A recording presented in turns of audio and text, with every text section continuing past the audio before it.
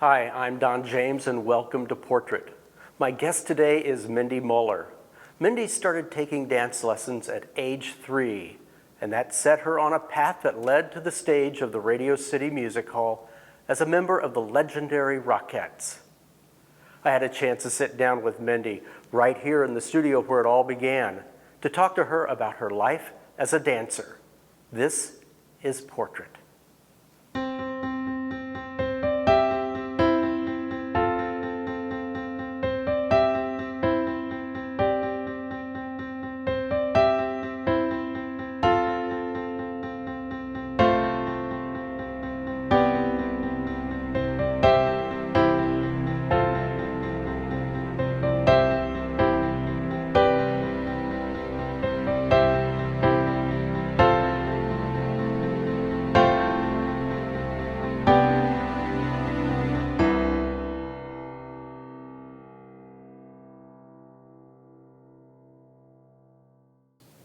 Was there a definitive moment that set you on your path in dance? Yes, actually there was.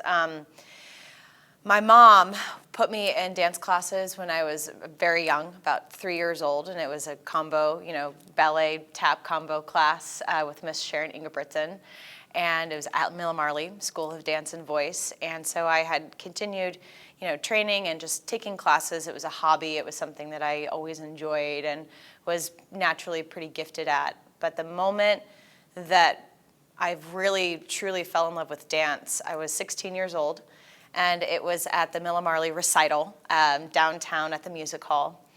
And it was the musical theater, my musical theater class that was taught by Anne McCroskey. Our particular recital piece was to a song from the musical Wicked. And I remember being on that stage, and it was almost like a light switched inside me where I just felt this uncontrollable joy while I was dancing, and I was just having the time of my life on that stage doing that dance. And that was the moment I was like, I think I want to try and pursue this as a career. Like, I think I've done it for so long in my life thus far. I actually really, really love this. So that was definitely the moment. 16 years old, May of 2005, I think was the year that I really, that my love for dance just really became official. So how were your experiences different between your first dance performance as a student and your first dance performance at Radio City Music Hall? Oh the difference. I mean, gosh, Radio City Music Hall, any show that happens in that theater is such a well-oiled machine. There's, it's very much a legacy. It's a show that's been around for almost, about 90 years. And there's something, that's very traditional, and, you kind of when you perform as a professional, you fall into this rhythm that's already been established before you. And so you're very much kind of learning as you go what it's like to be a professional dancer in a city like New York. Performing as a student, I mean, it was probably at the music hall, and I was probably 3 years old, so I just, had no idea what was happening. I had, this pretty, pink tutu on, and I got to, wear makeup for the first time, and, wear red lipstick, and got to have my picture taken, and I didn't really think anything of it. It was just something that, I had to do. And then by performing, as I grew into the love of the art form, then performing became this very intense passion of like, oh, I can't wait to do this. I get to express myself as an artist, where as a student, I didn't even think twice about it. Tell me about the experience that led you to the stage of Radio City Music Hall. Yeah, I started dancing when I was 3 years old, and that was, one of the many hobbies that my parents put me in. I took dance classes, I played the piano, I played the violin, I was a part of a soccer team, I was a part of the track team. Like, I was a very, very active kid, and didn't really know what I wanted to do, in terms of my path until I was 16 years old and realized, oh, I actually, dance is a part of my soul. This is what I need to do. So from there, I decided that I wanted to continue my education at a university level and get a major in dance, get a BFA in dance. And so then I applied to a few different schools and got accepted to University of Arizona in Tucson. That's the school I wanted to go to. I somehow manifested that. I took one look at the school and saw one performance, and when I was a junior in high school, we went to visit the university and realized, okay, this is where I want to go. Just not even thinking twice about it. I was fortunate enough to get accepted into that program, trained there for 4 full years, continued my training in ballet and modern and tap and jazz and pointe. Graduated with my BFA in 2011, and then I moved out to New York City because I knew that I wanted to live there. I didn't know what I wanted to do. I didn't know what kind of career it would look like in terms of details. I just knew I wanted to be there. And once I was there, I kind of my dancing had to take a back seat because, as we all know, New York is expensive and it's a really, tough place to live, and it takes some acclimating process, some acclimation. And, but throughout, while I was, I was working 2 jobs, working about 80, 90 hours a week, but I would try and get my dancing, get my dance classes and fit them in. And auditioning for the Christmas Spectacular was definitely a show that I could count on auditioning. One thing that I love about that show is that it provides an open call situation. Usually you have to have an agent, you have to have a manager, you have to have some kind of connection. For that particular show, anybody can show up. And that's what I loved, is that I didn't feel like I had to force myself to make any of these connections. I could just be me, show up in my dance attire, and do what I do best. And that audition was pretty rigorous. I auditioned 3 times before I got that job. So that required me just to really be diligent in taking dance classes and doing it not just for this job opportunity that I wanted, but for myself too. So it's really just my relationship with dance has evolved, from the very young age of 3 to, being 15 to, now being in my 30s, that it's really propelled me. And I think what's helped me the most is just with my success is being myself, is really owning myself and not trying to create this mold or this idea of what I think people want me, how they want me to dance, what they want me to look like. It was very much, let's just have a great time, enjoy this audition, enjoy this process, and if it works out for you, great. And I do believe what's meant for you won't pass you by. So it was just, continuing to nurture my dance education throughout the years is how I got to be where I am today. At least I can speak as a dancer, and especially when you live in a city like New York or even LA or Chicago, there's just a very high concentration of dancers. And it's really easy to get into this hamster wheel mindset where you start comparing yourself to others. Oh, well, they have better feet than me. Oh, well, they can turn more than me. Oh my gosh, well, they can move their bodies in ways that I could never even imagine myself moving. It's so easy to get distracted with what other artists have. And while it's important to appreciate other members in your community and their skills, that doesn't mean that that should take away from what you have to offer, that you have a very authentic voice, a very authentic opinion. The way I move, no other dancer moves the way that I can. And so there's something that's really special in that, and especially working in a company that is so precision-oriented, where you have to, mold, everyone has to blend. You're blending with 35 other bodies that you're performing with simultaneously. But even so, in that format, to still dance for you and to find your own authentic approach, that's literally the only thing that's really made me success, and that has given me success. And that's really, even in my career and with my job, that's projected me on to have more opportunities. The more I own myself, the more success I'm going to have. The more magical powers, I like to say. I like that. Right. Everyone's got their own magical powers. So don't try and wish that you had someone else's power. The more that you embrace yours, just the more doors, I believe, are going to open for you. How does it feel to come back to the place where you learned to dance and teach a new crop of dance students who may very well aspire to do exactly what you do now? I love it so much. I love coming back to Miller Marley. This is a place that I actually spent more time here than I did my own house. This was very much home, and I have so many wonderful, special memories. I grew up at this studio, and especially Shirley Marley, working, learning from her and her expertise. Just it's such a gift, and it's such this wonderful, full circle moment where I learned the foundation of my dance education here, and having this foundation of what Shirley Marley and the other faculty members at Miller Marley taught me. I carried that with me with my career, and then I think it's artists' responsibility. Anybody that's and actually not even just artists, if you're a teacher, if you're an artist, if you're a doctor, if you're a lawyer, it's so important to pass on what you've learned from your experience to the next generation. And I love teaching, and I definitely, when I can't dance professionally anymore, that's what I want to do.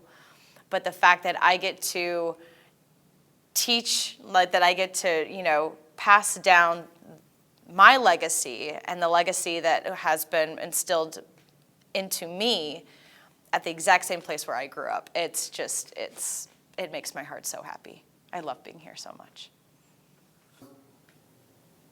So there's so many different styles that have studied over the years. Dance, ballet, tap, all of them. What's your favorite discipline?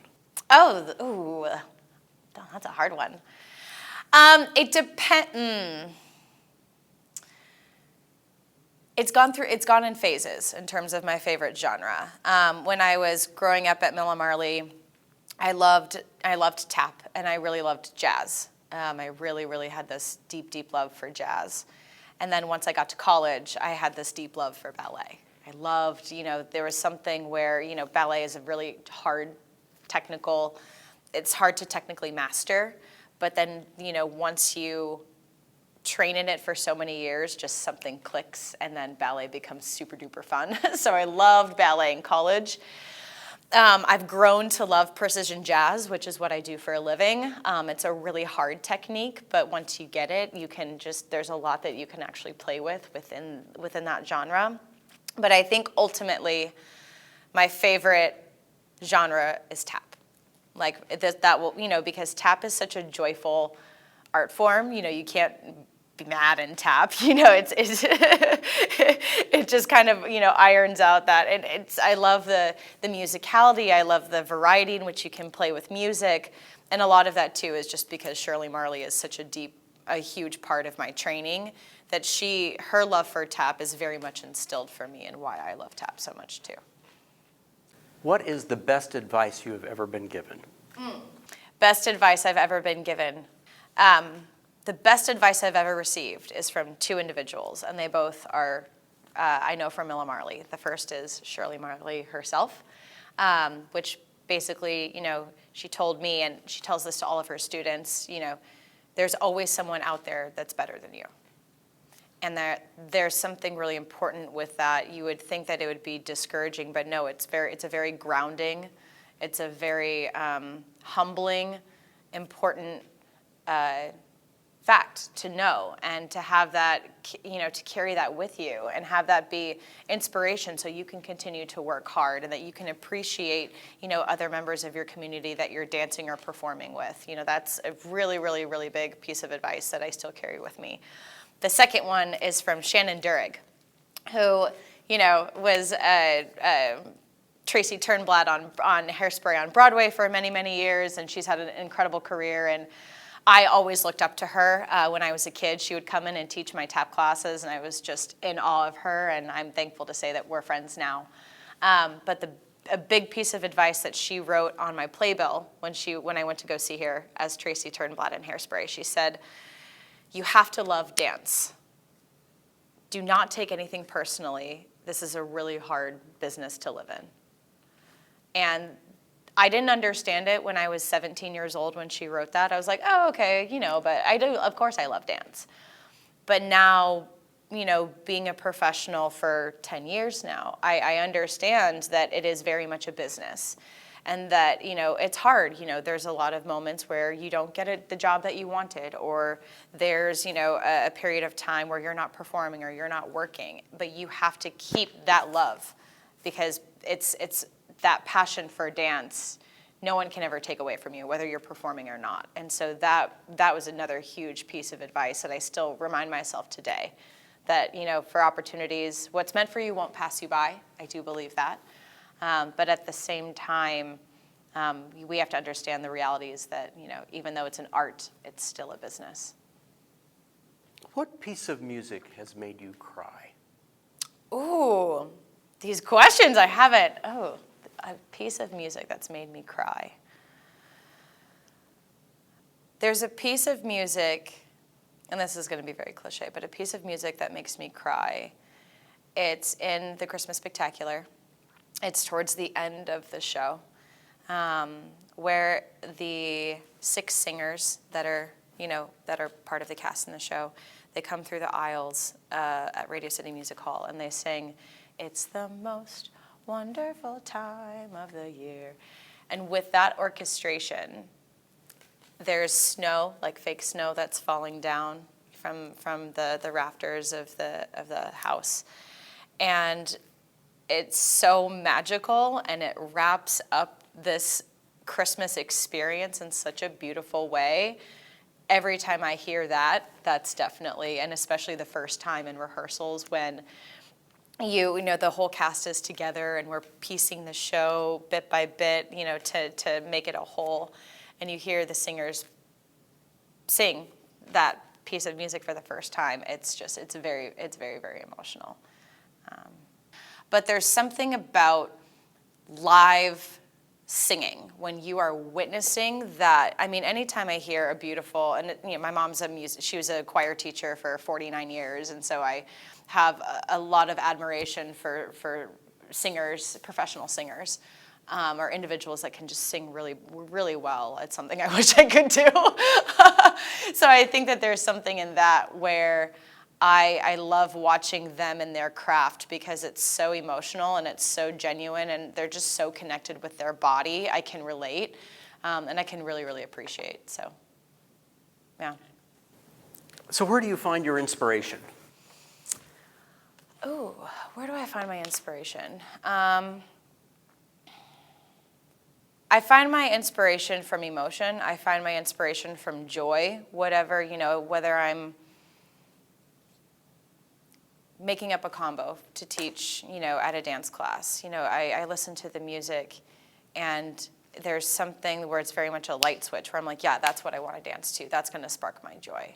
I think my inspiration comes from trying to find this safe space with dance where I don't want to focus so much on, the technical execution or the details or the precision of it, because that's what I have to do for my job. And I love my job very much, but it's important to balance yourself out, right? To, be a well-balanced human. And so as a teacher, dancer, outside of the holiday season, I really try to embody this, or try and cultivate this energy where dancers can just enjoy dance and just enjoy the emotion that it brings out of them. In the dance community right now, there's a lot of focus on getting everything on camera and making sure that everything is perfect and not making a mistake, and just putting all of this unnecessary pressure on oneself. It's just so easy to get trapped and lost in that we forget our joy of dance. So that's something that I really try to inspire, that I want to inspire, and so I try to inspire it within myself. Because for a long time I was afraid to make up choreography. I was terrified to teach. I was terrified to do anything, because I had this idea that it had to be cool, or it had to be innovative, or it had to be like unique or one of a kind. And I had this, this pedestal of an idea, just, that was so unattainable for a long time. And it froze me, like it almost paralyzed me creatively, where I didn't feel that I was good enough, or that my ideas weren't good enough to make, or to actually, manifest. And there was just one day during the pandemic when I moved home, and I was here, indefinitely. I didn't have my job, and I wanted to dance. And so I just started making moves, and I was like, I don't care if anybody really likes this. I don't care if it's innovative or not cool enough or creative. Like, I want to dance just because these moves, this makes me happy. The transformation from being a student to a professional is kind of abrupt, and you don't really, depending on your personal profession or career path, you don't really know, no one tells you how to gauge that. And if you think about it, you're a student for 20 plus years of your life. You're a student at school, you're a student, in your craft, like you're constantly learning and absorbing, and it's all about getting it right as a student, the accuracy and the placement and the position and the sequence, just everything, really you are constantly being fed copious amounts of information that you want to execute properly. But then once you become a professional, then there's this process where you start trusting yourself more.